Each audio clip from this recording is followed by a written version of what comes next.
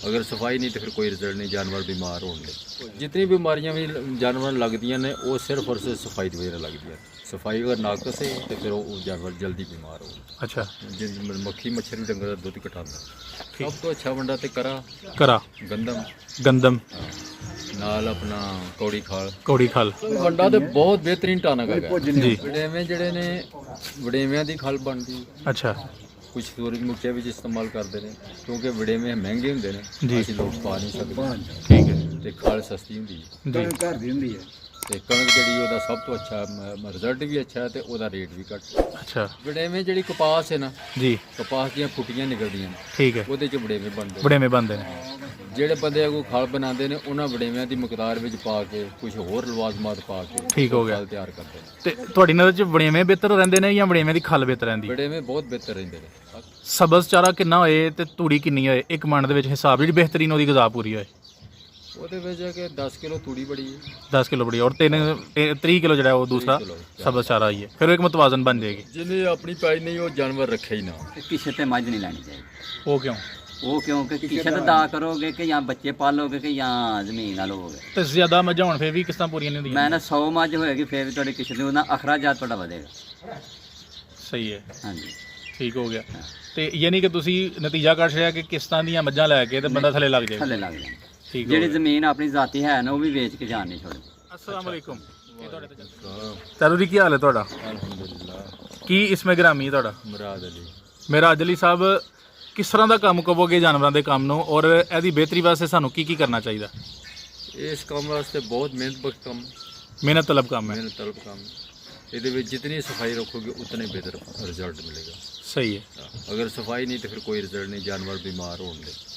ਬਿਲਕੁਲ ਸਹੀ ਹੈ। ਸਫਾਈ ਨਿਸਫ ਈਮਾਨ ਹੈ, ਨਿਸਫ ਇਸ ਚੀਜ਼ ਦਾ ਖਿਆਲ ਰੱਖਣਾ ਪਏਗਾ। ਧਿਆਨ ਰੱਖਣਾ ਪਏਗਾ। ਯਾਨੀ ਤੁਸੀਂ ਇਹ ਕਹਿਣਾ ਚਾਹੁੰਦੇ ਹੋ ਕਿ ਜਾਨਵਰਾਂ ਦੀ ਬਿਮਾਰੀਆਂ ਨੇ ਜਿਹੜੀਆਂ ਉਹਨਾਂ ਤੋਂ ਬਚਾਉਣ ਲਈ ਸਫਾਈ ਇੱਕ ਅਹਿਮ ਚੀਜ਼ ਹੈ। ਬਿਲਕੁਲ ਜਿਤਨੀ ਬਿਮਾਰੀਆਂ ਵੀ ਜਾਨਵਰਾਂ ਨੂੰ ਲੱਗਦੀਆਂ ਨੇ ਉਹ ਸਿਰਫ ਔਰ ਸਿਰਫ ਸਫਾਈ ਦੀ ਵਜ੍ਹਾ ਲੱਗਦੀਆਂ।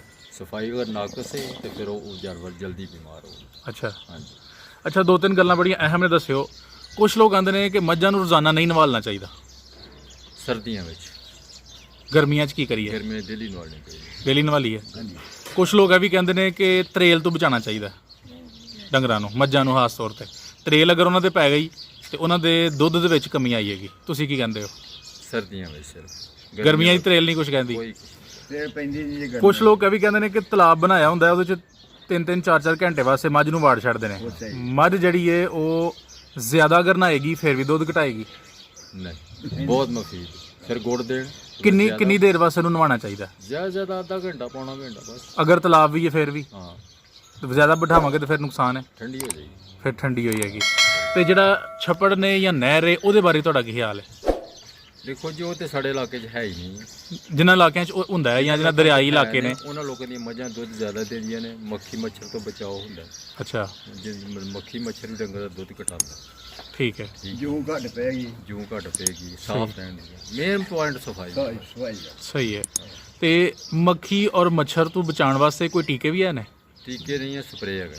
ਕਿਹੜਾ ਸਪਰੇਅ ਉਹਦਾ ਨਾਂ ਆਂਦਾ ਜੇ? ਨਹੀਂ ਹੈ। ਉਹ ਕਿਸ ਤਰ੍ਹਾਂ ਤਲਬ ਕੀਤਾ ਜਾਏ ਦੁਕਾਨ ਤੇ ਜਾ ਕੇ? ਜ਼ਰਾਇਤ ਵਾਲਿਆਂ ਨੂੰ ਕਹੋ ਕਰਦੇ ਨੇ। ਨਹੀਂ, ਇੱਕ ਤੇ ਸਪਰੇਅ ਹੋਵੇ ਨਾ ਜਿਹੜਾ ਆ ਕੇ ਉਹ ਫਾਰਮਾਂ ਤੇ ਮਾਰਦੇ ਨੇ। ਹਾਂ, ਇੱਕ ਇਹਨਾਂ ਨੂੰ ਟੀਕੇ ਸ਼ੀਕੇ ਵੀ ਕੋ ਲੱਗਦੇ ਨੇ ਜਿਹਦੇ ਨਾਲ ਮੱਖੀ ਮੱਛਰ ਨਹੀਂ ਪੈਂਦਾ। ਬਾਸੀ ਟੀਕੇ ਹੁੰਦੇ ਨੇ, ਉਹ ਸਾਲਾਨਾ ਲਾਏ ਆਈਏ ਨੇ। ਗਾਵਾਂ ਨੂੰ ਹੋਰ ਨੇ, ਮੱਝਾਂ ਦੇ ਹੋਰ ਨੇ, ਨਾਂ ਨਹੀਂ ਸਾਨੂੰ ਆਉਂਦਾ ਉਹਨਾਂ ਦਾ। ਅੱਛਾ, ਠੀਕ ਹੈ, ਨਾਂ ਤਾਂ ਨਹੀਂ ਪਤਾ, ਲੇਕਿਨ ਉਹ ਦੁਕਾਨ ਤੋਂ ਜਾ ਕੇ ਤਲਬ ਕੀਤੇ ਜਾ ਸਕਦੇ ਨੇ ਕਿ ਮੱਖੀ ਮੱਛਰ ਤੋਂ ਬਚਾਓ ਵਾਲਾ ਟੀਕਾ ਜਿਹੜਾ ਨਾ ਉਹ ਅਗਰ ਲੱਗ ਜੇ ਤਾਂ ਫਿਰ ਉਹ ਬਚ ਜਾਂਦੇ ਨੇ। ਅੱਛਾ, ਤੁਸੀਂ ਇੱਕ ਮਸ਼ਵਰਾ ਤੁਹਾਨੂੰ ਸਾਨੂੰ ਦੱਸਣਾ ਹੈ ਕਿ ਤੁਹਾਡੀ ਨਜ਼ਰ 'ਚ ਸਭ ਤੋਂ ਅੱਛਾ ਵੰਡਾ ਕਿਹੜਾ ਹੈ? ਵੰਡੇ 'ਚ ਕਿਹੜੀ ਕਿਹੜੀ ਚੀਜ਼ ਸ਼ਾਮਲ ਹੋਣੀ ਚਾਹੀਦੀ ਹੈ? ਸਭ ਤੋਂ ਅੱਛਾ ਵੰਡਾ ਤੇ ਕਰਾ, ਗੰਦਮ ਗੰਦਮ ਨਾਲ ਆਪਣਾ ਕੌੜੀ ਖਾਲ। ਕੌੜੀ ਖਲ, ਠੀਕ ਹੈ। ਤੇ ਇਹ ਤੁਹਾਡੀ ਨਜ਼ਰ 'ਚ ਅੱਛਾ ਇੱਕ ਵੰਡਾ ਹੈ, ਮੁਤਵਾਜ਼ਨ ਜਿਹੜਾ ਉਹਦੀ ਗਜ਼ਾਈ ਜ਼ਰੂਰੀਅਤ ਨੂੰ ਪੂਰਾ ਕਰ ਜਾਏਗਾ ਡੰਗਰ ਦੀ ਨੂੰ। ਤੇ ਸਾਰਿਆਂ ਨੂੰ ਇਹ ਦੇਣਾ ਚਾਹੀਦਾ, ਜਿਹੜੇ ਸੂਣ ਵਾਲੇ ਨੇ, ਛੋਟੇ ਨੇ, ਵੱਡੇ ਨੇ। ਨਹੀਂ, ਸਿਰਫ ਦੁੱਧ ਵਾਲੀਆਂ ਮੱਝਾਂ। ਅੱਛਾ, ਦੂਜੀਆਂ ਨੂੰ ਨਹੀਂ ਦੇਣਾ ਚਾਹੀਦਾ? ਦੂਜਾ ਅਸੀਂ ਅਫੋਰਡ ਨਹੀਂ ਕਰ ਕੁਝ ਸਕਦੇ। ਨਹੀਂ ਹੁੰਦਾ। ਤੇ ਕੁਝ ਲੋਕ ਕਹਿੰਦੇ ਨੇ ਕਿ ਦੂਜਿਆਂ ਨੂੰ ਵੀ ਦਵੋ ਤੇ ਉਹ ਸਹੀ ਰਹਿੰਦੀਆਂ ਨੇ, ਉਹਨਾਂ ਦਾ ਸੂਆ ਵੀ ਖਰਾਬ ਨਹੀਂ ਹੁੰਦਾ ਫਿਰ। ਨਹੀਂ ਦਿਓ ਜਿੰਨਾ ਮਰਜ਼ੀ ਦਿਓ। ਮਤਲਬ ਵੰਡਾ ਤੇ ਬਹੁਤ ਬਿਹਤਰੀਨ ਟਾਨਕ ਹੈਗਾ, ਕੁਝ ਨਹੀਂ ਜੀ, ਬਹੁਤ ਵੀ। ਲੇਕਿਨ ਅਸੀਂ ਲੋਕ ਇਤਨੇ ਮਾਲੀ ਲਿਹਾਜ਼ ਨਾਲ ਸਟਰੋਂਗ ਨਹੀਂ ਹੈ। ਠੀਕ ਹੈ, ਅਸੀਂ ਨਹੀਂ ਦੇ ਸਕਦੇ ਕਿਉਂਕਿ ਮੱਝ ਤੇ ਦੁੱਧ ਦਿੰਦੀ ਹੈ, ਅਸੀਂ ਵੇਚ ਕੇ ਉਹਨਾਂ ਨੂੰ ਵੰਡਾ ਪਾ ਸਕਦੇ ਹਾਂ। ਠੀਕ ਹੈ, ਇੱਕ ਮੱਝ ਗੱਭ ਹਾਮਲਾ ਹੈ, ਉਹਨੂੰ ਅਸੀਂ ਵੰਡਾ ਕਿਸ ਤਰ੍ਹਾਂ ਪਾਵਾਂਗੇ? ਸਹੀ ਹੋ ਗਿਆ, ਬਹੁਤ ਮੁਸ਼ਕਲ ਹੈ। ਠੀਕ ਹੋ ਗਿਆ। ਅੱਛਾ, ਹੁਣ ਜੇ ਤੁਸੀਂ ਵੰਡਾ ਦੱਸਿਆ, ਇਹਦੀ ਮਿਕਦਾਰ ਦੱਸੋ ਕਿ ਕਿੰਨੀ ਕਿੰਨੀ ਹੋਣੀ ਚਾਹੀਦੀ ਹੈ ਤੁਹਾਡੀ ਨਜ਼ਰ 'ਚ? 2 ਤੋਂ 4 ਕਿਲੋ।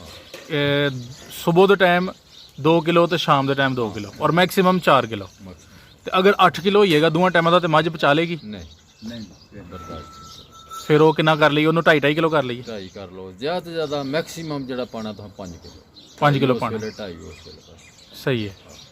ਅਸੀਂ ਇੱਕ ਫਾਰਮਰ ਕੋ ਸੁਣਿਆ ਸੀ, ਉਹਨਾਂ ਕਿਹਾ ਸੀ ਕਿ ਇਹ 10 ਕਿਲੋ ਤੱਕ ਵੀ ਪਚਾਈ ਜਾਂਦੀਆਂ ਨੇ, ਫਿਰ ਦੁੱਧ ਵੀ ਜਿਹੜੀਆਂ ਨੇ ਕਹਿੰਦੀਆਂ ਨੇ ਜਿੰਨਾ ਲੈਣਾ ਚ ਲਵੋ। ਨਹੀਂ ਫਿਰ ਉਹ ਚਾਰਾ ਨਹੀਂ ਪਾਉਂਦੇ, ਉਹ ਸਿਰਫ ਵੰਡੇ ਤੇ ਰਹਿੰਦੇ ਨੇ। ਵੰਡੇ ਦੇ ਰਹਿੰਦੇ।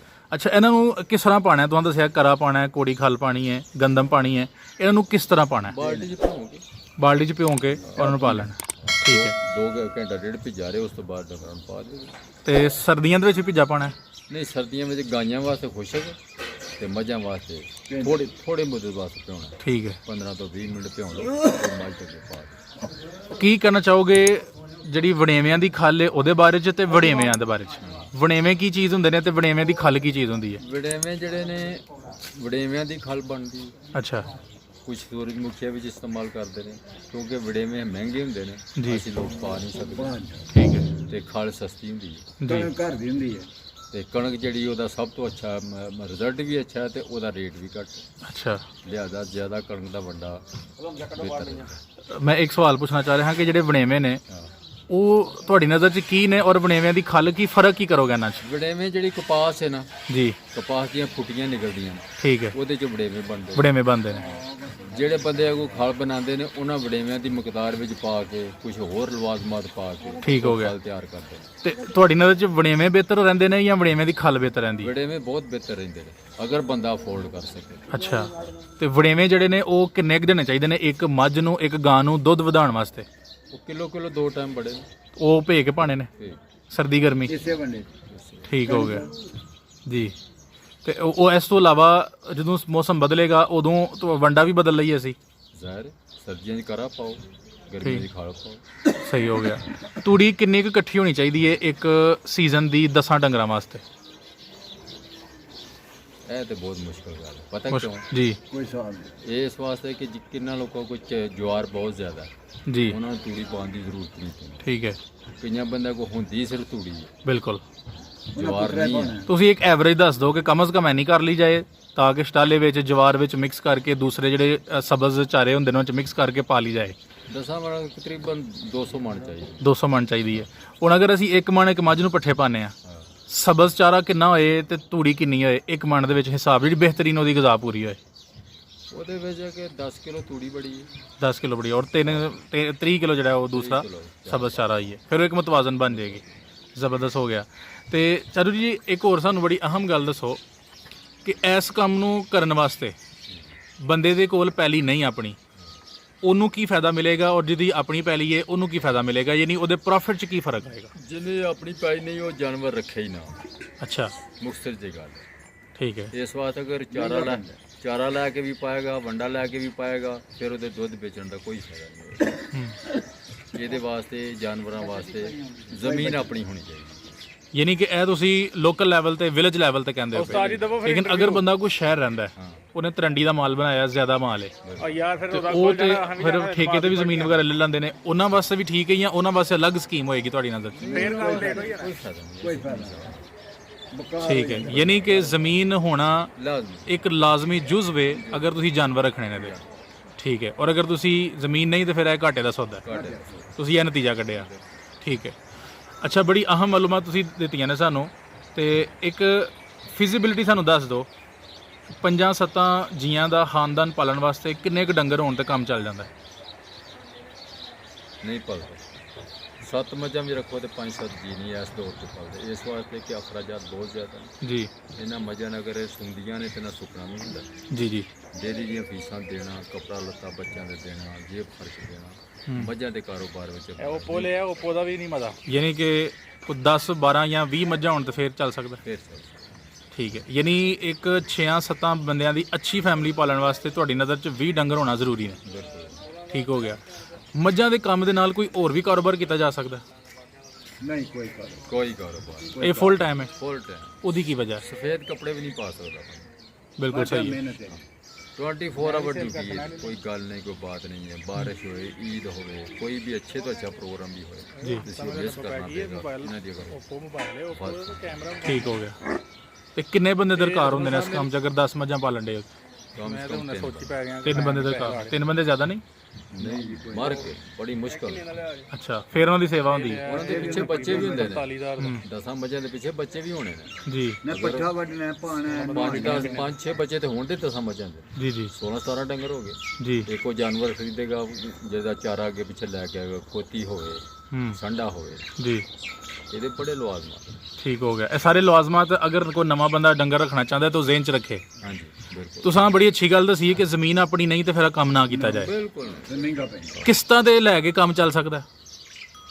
ਜਿਹਦੀ ਜ਼ਮੀਨ ਆਪਣੀ ਹੈ ਔਰ ਉਹ ਕਿਸ਼ਤਾਂ ਤੇ ਮੱਝਾਂ ਲੈ ਲੇ ਤੇ ਉਹਦਾ ਕੰਮ ਚੱਲ ਸਕਦਾ? ਮਜਬੂਰ ਹੋ ਜਾਂਦਾ। ਅਸੀਂ ਸੁਣਿਆ ਕਿ ਉਹ ਘਾਟਾ ਪੈ ਜਾਂਦਾ।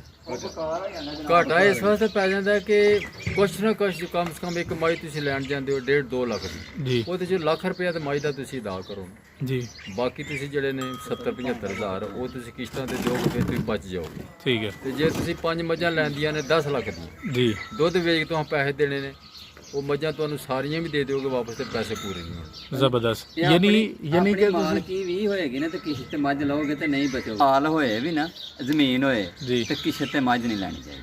ਉਹ ਕਿਉਂ? ਉਹ ਕਿਉਂਕਿ ਕਿਸ਼ਤ ਅਦਾ ਕਰੋਗੇ ਕਿ ਜਾਂ ਬੱਚੇ ਪਾਲੋਗੇ ਕਿ ਜਾਂ ਜ਼ਮੀਨ ਆ ਲਓਗੇ। ਤੇ ਜ਼ਿਆਦਾ ਮੱਝਾਂ ਹੋਣ ਫਿਰ ਵੀ ਕਿਸ਼ਤਾਂ ਪੂਰੀਆਂ ਨਹੀਂ ਹੁੰਦੀਆਂ? ਮੈਂ ਨਾ 100 ਮੱਝ ਹੋਏਗੀ ਫਿਰ ਵੀ ਤੁਹਾਡੀ ਕਿਸ਼ਤ ਨੂੰ ਨਾ ਅਖਰਾਜਾਤ ਤੁਹਾਡਾ ਵਧੇਗਾ। ਸਹੀ ਹੈ, ਹਾਂਜੀ ਠੀਕ ਹੋ ਗਿਆ। ਤੇ ਯਾਨੀ ਕਿ ਤੁਸੀਂ ਨਤੀਜਾ ਕੱਢ ਲਿਆ ਕਿ ਕਿਸ਼ਤਾਂ ਦੀਆਂ ਮੱਝਾਂ ਲੈ ਕੇ ਤੇ ਬੰਦਾ ਥੱਲੇ ਲੱਗ ਜਾਏਗਾ। ਥੱਲੇ ਲੱਗ ਜਾਣਾ। ਠੀਕ ਹੋ ਜਿਹੜੀ ਗਿਆ। ਜ਼ਮੀਨ ਆਪਣੀ ਜ਼ਾਤੀ ਹੈ ਨਾ ਉਹ ਵੀ ਵੇਚ ਕੇ ਜਾਣ ਨਹੀਂ ਛੋੜਦੀ। ਅੱਛਾ, ਹਾਂਜੀ ਇਹ ਤੁਹਾਡੇ ਤਜਰਬੇ 'ਚ ਗੱਲ ਆਈ ਹੈ? ਜਰਬੇ ਦੀ ਗੱਲ। ਕੋਈ ਇਹਦੇ ਬਾਰੇ ਕੋਈ ਸਾਨੂੰ ਦੱਸ ਸਕਦੇ ਹੋ, ਕੋਈ ਦਲੀਲ ਕਿ ਉਹ ਬੰਦਾ ਤੁਸੀਂ ਐਸਾ ਵੇਖਿਆ ਆਪਣੀ ਜ਼ਿੰਦਗੀ 'ਚ? ਸਾਰੀ ਦੁਨੀਆ ਵੇਂਦੇ ਜੇ ਪਏ ਮੇਰੀ ਗੱਲ ਸੁਣ, ਸਾਡੇ ਨਾਲ ਫਿਰ 2 ਦਿਨ ਰਹੋ, ਘਰ ਲੋਕੀ ਛੱਡ ਕੇ ਤੁਰ ਗਏ ਜੀ। ਅੱਛਾ, ਹਾਂਜੀ ਕਿਸ਼ਤਾਂ ਦੇ ਇੱਥੋਂ? ਕਿਸ਼ਤਾਂ ਦੱਸੋ। ਠੀਕ ਹੋ ਗਿਆ ਜਿਹੜੀ ਮੱਝ ਹੋਣੀ ਨੇ 2 ਲੱਖ ਦੀ, ਜੀ। ਉਹ 2.5 ਦੀ ਪੌਣੇ 3 ਦੀ ਜਾਣੀ ਹੈ। ਹੂੰ ਠੀਕ, ਉਹ ਕਿੱਥੋਂ ਪੈਸੇ ਰਲਣਗੇ? ਬੱਚੇ ਪਾਲ ਇਹ ਜਿਹੜੇ ਦੁੱਧ ਤੋਂ ਆਖੀਏ ਨਾ ਕਿ ਰਕਮ ਪਿੱਛੇ ਦਈਏ, ਰਕਮ ਨਹੀਂ ਦਿੱਤੀ, ਮਸਾਂ ਆਪਣੇ ਬੱਚੇ ਪਾਲਦੇ ਨੇ ਤੇ ਆਪ ਬੰਦਾ। ਠੀਕ ਹੋ ਗਿਆ। ਯਾਨੀ ਕਿ ਕਿਸ਼ਤਾਂ ਦੇ ਕੰਮ ਇਹ ਨਹੀਂ ਚੱਲ ਨਹੀਂ ਸਕਦਾ ਚੱਲ ਤੁਹਾਡੀ ਨਜ਼ਰ 'ਚ? ਨਾ ਠੀਕ ਹੋ ਗਿਆ। ਬਹੁਤ ਸ਼ੁਕਰੀਆ ਜੀ, ਤੁਸੀਂ ਬੜੀ ਮੁਫੀਦ ਮਾਲੂਮਾਤ ਦਿੱਤੀਆਂ ਨੇ ਤੇ ਜਜ਼ਾਕੱਲਾ ਭਾਈਜਾਨ। ਅਸਲਾਮ ਵਾਲੇਕੁਮ।